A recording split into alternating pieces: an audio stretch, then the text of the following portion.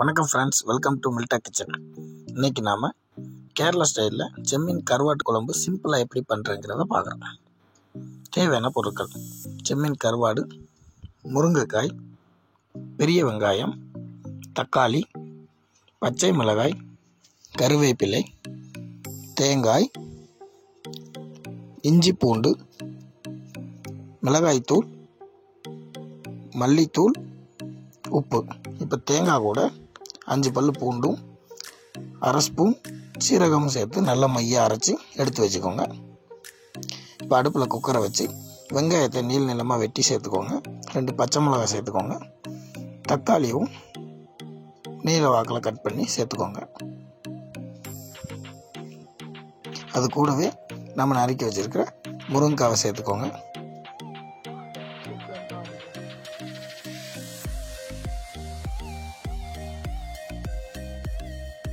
அது கூடவே இஞ்சியை சிறு துண்டுகளாக வெட்டி சேர்த்துக்கோங்க.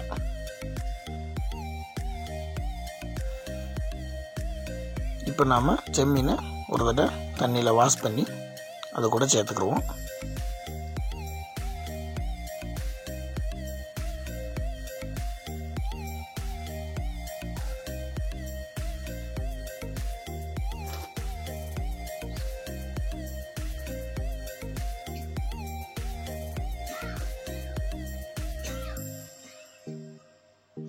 இப்போ நாம் 1/2 ஸ்பூன் மிளகாய்த்தூள் சேர்த்துக்கலாம்.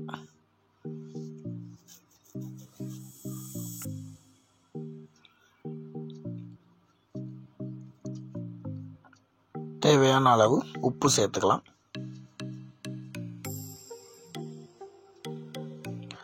மஞ்சள் தூள் 1/2 ஸ்பூன் சேர்த்துக்கலாம்.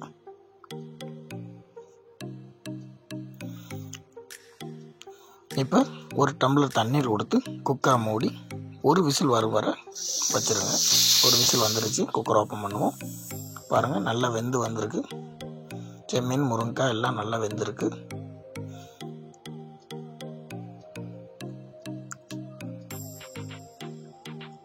இப்போ நாம் அரைச்சி வச்சுருக்க தேங்காய் கலவை சேர்த்துக்கிறோம். தேங்காய் கலவை சேர்த்து தேவையான அளவு தண்ணீர் சேர்த்து ஒரு கொதி வந்தவுடனே இறக்கி வேறு பாத்திரத்தில் மாற்றிக்கிடுவோம்.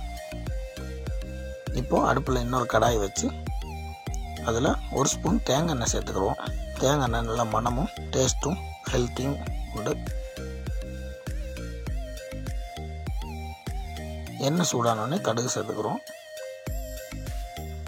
கடுகு நல்லா பொரிஞ்சு வந்தவுடனே சிறிதளவு கருவேப்பிலை சேர்த்துக்கிறோம்.